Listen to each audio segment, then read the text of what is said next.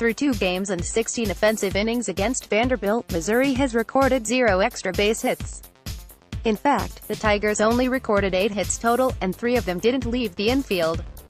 "We haven't been scoring a lot of runs," Bieser said. "The fact that we can score runs without hits, we drew 5 walks and we had some timely hitting and we had a hit and run that worked to get some people into scoring position. You put those guys in position enough, you're gonna come through with a hit." While small ball is not the most desired approach, 3 of the Mizzou's walks on Friday came in the bottom of the 8th, and 2 scored on Mark Vierling's first hit in April to lead Missouri 27-12, 8-9 SEC, to a Game 2 win over Vanderbilt 23-16, 9-8 SEC. Tyler LaPlante took the ball to start the game for Mizzou, and he was all Bieser could ask for, retiring the first 6 batters while striking out 2. In the bottom of the 2nd, LaPlante's offense gave him some backup. After leading off the 2nd with a single on Thursday, Cade Bormett did the same on Friday. Matt Burler then put one on the ground and reached first on error by Vanderbilt's Jason Gonzalez. Connor Brumfield ripped one at pitcher Patrick Raby, who got a glove on it but let the ball bounce away just enough to allow everyone to reach safely. Chris Cornelius grounded a slow bouncer to Gonzalez at third, and, just as he had the previous game, Bormett scored to give Missouri the 1-0 lead. With runners on second and third and a chance to do more damage, Brian Sharp struck out to end the threat. The 1-0 lead wouldn't last, as Austin Martin knocked in Philip Clark to tie the score in the top of the 3rd. Both LaPlante and Raby made quick work of the 4th and 5th, but LaPlante found himself in trouble with 1 out in the 6th. At DeMarco worked a full count against the lefty before taking ball 4. 2 pitches later, LaPlante plunked Stephen Scott, warranting a visit to the mound.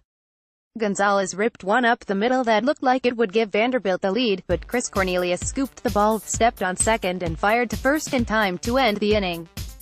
For the 2nd straight game, Missouri's starter ended the 6th inning with 100 pitches, and again Bieser didn't hesitate to go to his bullpen. He brought in Bryce Montez-Dossier, who was scratched from his scheduled start on Sunday with a stiff neck. Montez-Dossier starting the 7th strong, generating 2 straight ground balls, but he gave up a single from Ty Duvall, and on the ensuing at-bat for Martin, he threw 3 pitches in the dirt to let Duvall reach third. But he rallied, blowing strike 3 past Martin on a full count to escape the jam. In the top of the 8th, after walking Connor Kaiser and almost picking him off at first, Montez-Dossier gave up a single to DeMarco to put runners on the corners with 1 out. DeMarco would steal second to put 2 men in scoring position, but Montez-Dossier recorded the 2 biggest strikeouts of the night to keep the game tied.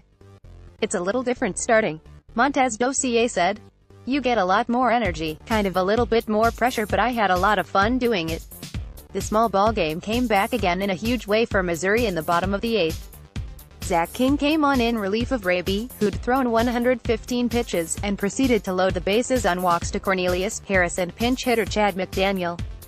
Tyler Brown came in and struck out Bond, bringing up another pinch hitter in Mark Vierling, who hadn't gotten a hit in his last 21 at-bats, to face new pitcher Jackson Gillis. On a 2-2 pitch, Vierling smacked one through the left side to plate Cornelius and Harris and give the Tigers a 3-1 lead heading into the 9th.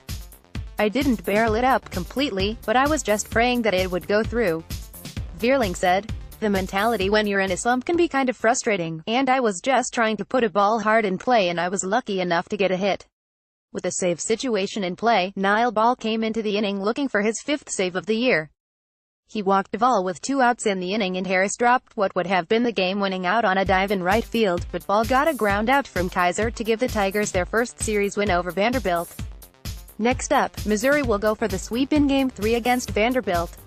First pitch is set for 2 p.m. with Michael Plasmeyer on the mound.